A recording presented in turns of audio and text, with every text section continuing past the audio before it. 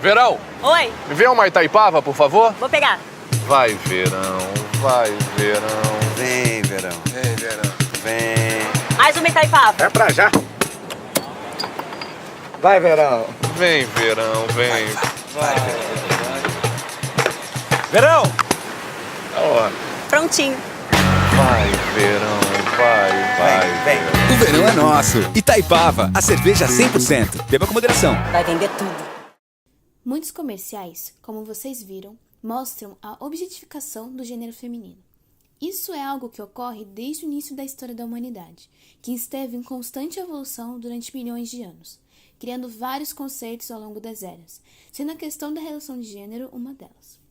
Estereótipos sobre o que é ser homem e o que é ser mulher foram elaborados desde o começo dos tempos, em que um homem teria que ser sempre o forte, o provedor da casa e o líder, enquanto a mulher seria sempre delicada, submissa, cuidadora da casa e dos filhos. Essas idealizações dos gêneros estão muito enraizadas em nossa sociedade atual e podem ser vistas dia a dia na televisão, internet ou até mesmo em outdoors, como nas propagandas de cervejas, carros, produtos de limpeza e marcas de roupa. A questão da relação de gênero é um dos temas que está em pauta em redes sociais, universidades e nas rodas de conversa, sendo considerado um assunto polêmico e com opiniões divergentes, como mostrado a seguir. Meu nome é Gabriela Campopiano, eu tenho 21 anos, eu sou estudante de psicologia e eu sou educadora de ética, valores e meio ambiente no ensino público. A relação de gênero, no meu entendimento, são as relações entre homens e mulheres permeadas pela construção social de o que é ser homem e o que é ser mulher. Sim, eu acho que é impossível uma mulher dizer que nunca percebeu ter sido tratada diferente por ser mulher, porque todas as situações que a gente enfrenta são permeadas por isso, tanto profissionalmente quanto os riscos que a gente corre, que são maiores, tudo. Eu tenho certeza absoluta, em especial nas escolas, em especial no ensino fundamental e médio, porque essas diferenças e a questão do machismo são coisas culturais que vão sendo passadas de geração para geração. Isso está evoluindo? Tá, mas a passos bem curtos, bem devagar. Então, eu acho que a gente incluindo as discussões sobre isso na formação desses seres humanos, eles vão se tornar adultos mais conscientes. O sexo biológico é o sexo em que a pessoa nasceu, assim, fisicamente, que seria o útero ou o pênis ou caso de anomalia, em que uma mistura dos dois. O gênero é o sexo em que a pessoa se identifica na personalidade, na identidade dela, como ela se sente. Tem muitas pessoas que são cisgêneras, que elas se identificam com o sexo biológico delas, e tem as pessoas que são transgêneras, que se identificam com outro sexo que não biológico. E aí tem uma série de desafios que isso implica. Sim, eu acho. E eu acho que essa é uma resposta muito complexa. É uma resposta que envolve muita história, muita sociologia, muito como a nossa sociedade e as sociedades em geral se formaram. Se a gente for pensar nos primórdios, nos tempos das cavernas, tinha essa necessidade do homem ter a sua mulher ou até as suas mulheres para que se soubesse de quem eram os filhos e assim os clãs pudessem se formar. E na verdade eu li num livro, um livro muito bom, que eu esqueci o nome, mas é um livro muito bom, que logo nos primórdios, bem antes disso que eu falei, inclusive, o ser humano ainda não tinha tido a compreensão de que era o sexo que fazia com que os bebês fossem gerados. Eles não associavam fazer sexo com a mulher engravidar. Eles sabiam que as mulheres tinham esse poder mágico, maravilhoso, de gerar a vida. Eles não associavam o papel que o homem tinha nisso. E até o conceito que eles tinham de divindade era uma divindade feminina por causa da criação da vida. E as pessoas viviam em clãs e assim, todos eram pais das crianças, né? E as mães, tinha as mães, mas eram criadas em conjunto. Quando teve essa transição, quando os humanos passaram a perceber a relação entre o coito e a geração da vida, isso mudou, né? E aí surgiu o que a gente chama de sociedade patriarcal. Trazendo um pouco mais para onde nós estamos hoje, a gente também tem que pensar que a nossa sociedade, mesmo quem não é católico, quem não é cristão, a nossa sociedade é baseada muito fortemente nos princípios bíblicos, que foi como a gente se baseou. E, assim, sem entrar em críticas de crenças, mas o fato é que a Bíblia, ela é patriarcal, os conceitos dela são patriarcais. E a gente está hoje influenciado por isso. É lógico que do passado para cá, especialmente no século XX, a gente avançou muito em relação ao machismo na sociedade. As mulheres conquistaram muitos direitos com a revolução sexual, com a pílula anticoncepcional, com a entrada das mulheres no mercado de trabalho, mas hoje a gente não pode dizer que a gente já tem uma sociedade igualitária, a gente ainda tem muito o que caminhar em direção a isso, porque tem muitos direitos que as mulheres ainda não têm, ou que têm, mas que não são respeitados. A violência doméstica é muito presente, especialmente no Brasil. A violência sexual também é muito presente, também, especialmente no Brasil. E a gente muitas vezes não fala sobre isso, porque quando se fala sobre machismo e feminismo, tem aquele negócio de que muita gente acha que mas tá tudo igual, tá tudo de boa, porque as mulheres também trabalham, e as mulheres não precisam mais se casar, então tá tudo certo. Isso é um pensamento muito masculino. Mas qualquer mulher, por exemplo, quando eu tô voltando da faculdade à noite, 11 horas da noite, e eu tenho que andar do ponto até minha casa, que é meio longe, eu me lembro constantemente que eu sou mulher, porque um homem, nessa situação, ele só tem medo de ser assaltado e perder o celular. E eu tenho constantemente medo de vir alguém me estuprar e me matar. E qualquer mulher passa por isso. Não é uma paranoia, é uma possibilidade real e imediata disso acontecer. E por isso eu acho que esse é um assunto que nós precisamos estar discutindo no ambiente acadêmico, no ambiente profissional, em todos os ambientes da sociedade.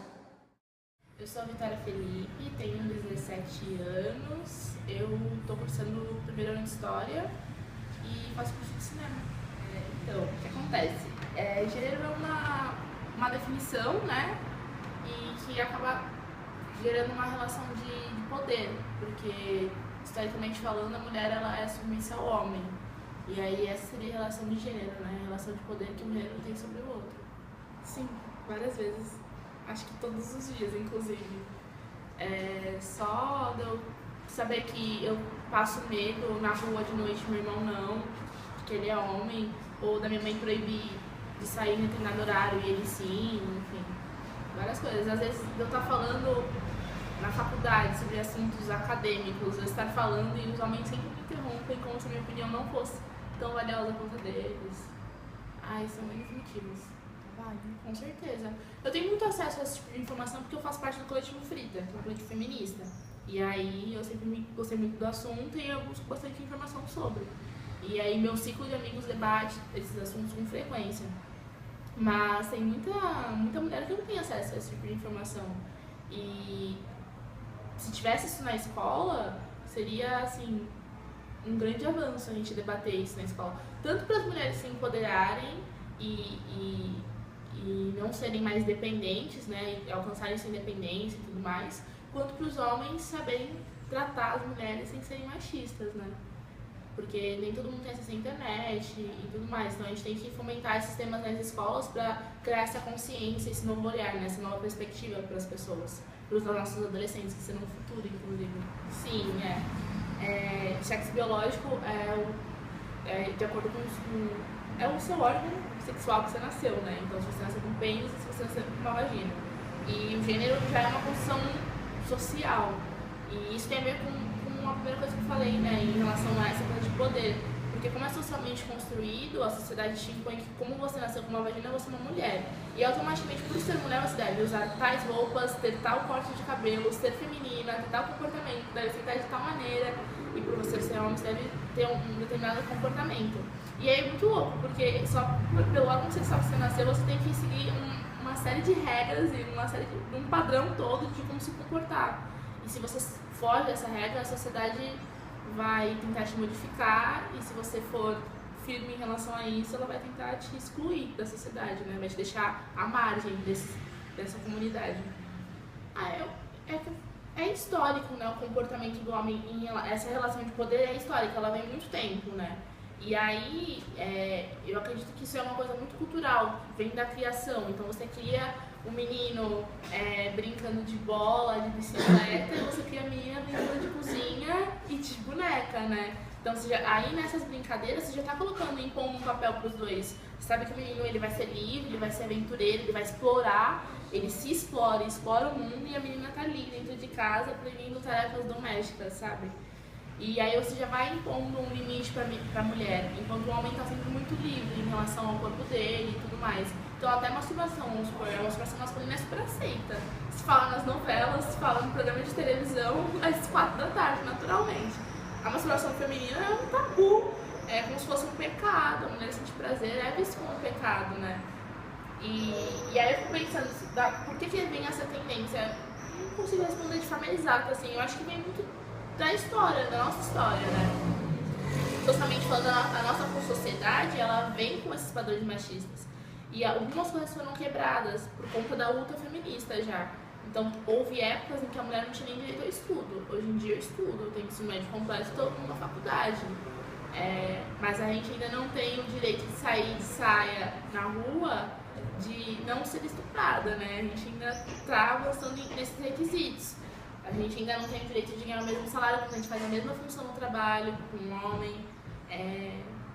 E essas coisas, mas algumas coisas já evoluíram por conta da luta feminista que já vem há um tempo já. Eu sou Rayane Patrícia Severino Assunção, sou docente da Unifesp Baixada Santista, sou formada em Ciências Sociais, né? Meu mestrado e doutorado foi em Ciências Sociais, né? Especificamente na Sociologia Política, e aqui no campus Baixada Santista eu sou responsável pelas unidades curriculares, né, que a gente chama de eixo da vida social no curso de serviço social, e atuo num programa de educação popular e no Centro de Educação em Direitos Humanos.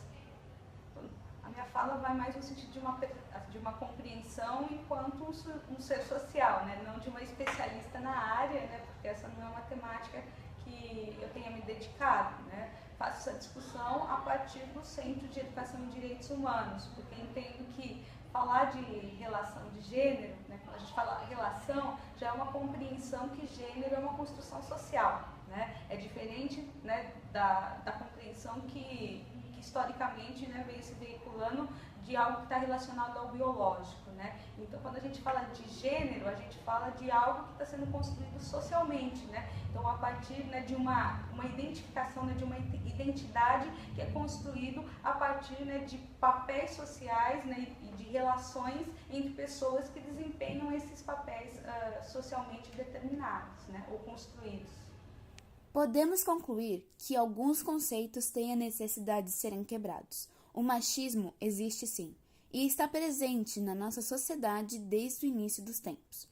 Atualmente, dizer que uma mulher, por exemplo, não tem a mesma capacidade que um homem para ocupar um cargo de importância ou de poder em uma firma ou uma escola apenas por ser mulher é um pensamento retrógrado e que deve e vai ser quebrado gradualmente.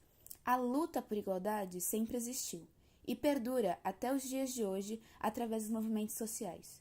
Algo que podemos notar é a necessidade da difusão desse tema, principalmente nas escolas e nos meios de trabalho.